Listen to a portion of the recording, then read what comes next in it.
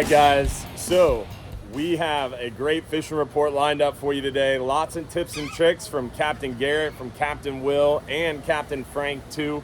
It is an absolutely stellar time to get out there on the water right now. It does not get better than right now. We have perfect weather, we have great fishing, and we have super light loads as well. Not a lot of people out here right now, so not a lot of people on the boats. You get more one-on-one time with the captain and crew. You get more opportunities to chat and hang out with us.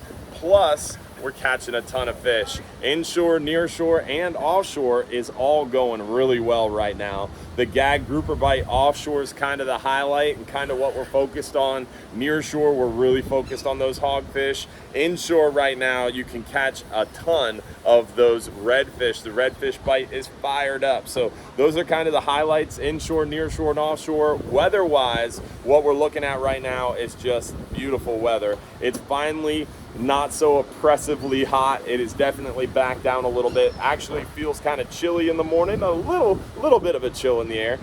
So it's definitely nicer in the morning. During the day, it still gets hot, but it's definitely taken quite a step back from where it was even 2 or 3 weeks ago. Less humidity in the air as well, so just enjoying some really nice weather.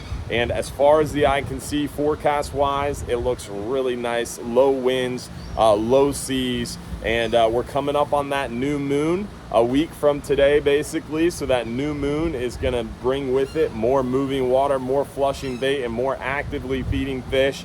So we're coming up to a even better fishery right now behind Hurricane Idalia, or Idalia, however you want to pronounce it. We've seen those fish really start to move and transition even more. We're seeing some of the snook move back from the passes and beaches, but there's still a bunch of them on our passes and beaches right now. The redfish bite is insane. We're catching a ton of redfish around the area, from the jetties, underneath the bridge, around the dock, at bridge lights, dock lights at night. It does not matter. All that fresh water that poured in behind that hurricane has really attracted a huge number of redfish. We're starting to see schools of redfish. They're just really active right now. There's still some snook around, really active now too. Right behind the storm, the snook bite around Johns Pass and the beaches kind of died down. That dirty water made it really tough to target the snook.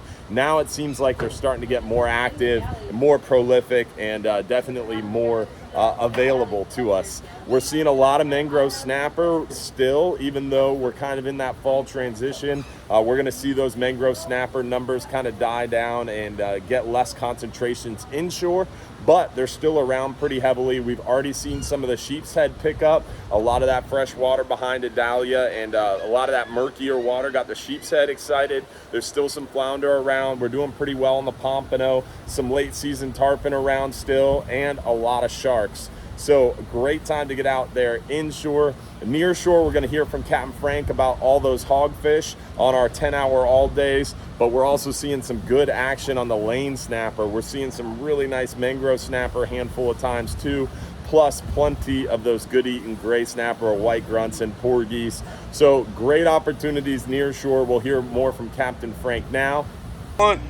Hey guys, I'm Captain Frank with Hubbard's Marina. Some of you guys know me already. If you don't, you've got to come out there and meet me, man. Come out on the 10-hour trip. We are just starting to target some hogfish for the first time after the summer. We went out for the first time and got 20 keeper hogfish on Tuesday. Probably threw back 40 or 50. Had a really good time. They're getting a few on the half days as well, but we're actually targeting them on our 10-hour trip, and we're super excited about it. We love to have you out there. And now guys, if you're asking what to use for tackle, the spinning reels, if you can bring a spinning reel with you, that's great. We do provide a rental rod with a small charge, but if you do have your own tackle, a 2500 series, maybe up to a 4500 series, but I like to be in the 2500 to 3500 range. You can use the 1 ounce knocker rigs if you'd like, but just our regular Carolina rigs are doing it. They worked for me the other day. I got a few of them, and if you can find some blue crabs or any kind of crabs, bring them with you. We've been using shrimp. Shrimp works great for them. We caught every one of them on the last trip on shrimp. But if you have some crabs, I think you might have a little bit of edge, a little bit of edge on them. Oh, we're running light loads too, guys, so make sure you get out there. And it's the weather's super nice too. It's dropped like 10 degrees, it feels like. It's not like sweltering hot like it was all summer long. And it's a really good time of year to get out there, guys.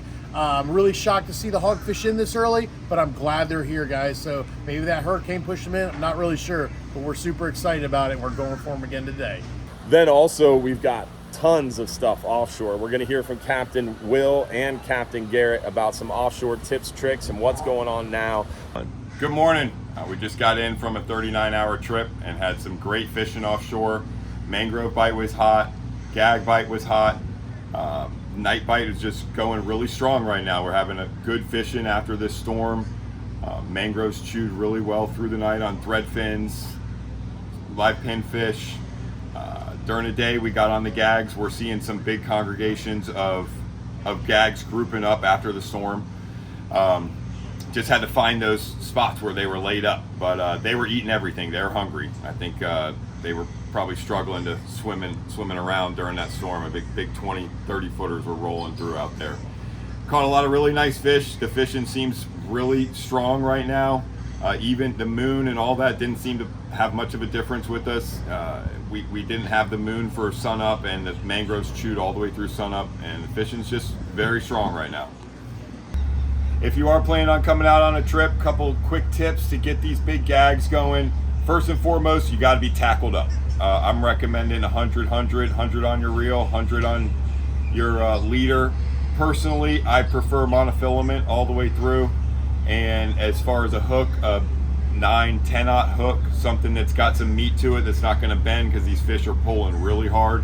And a big bait, a big live bait is always, prime.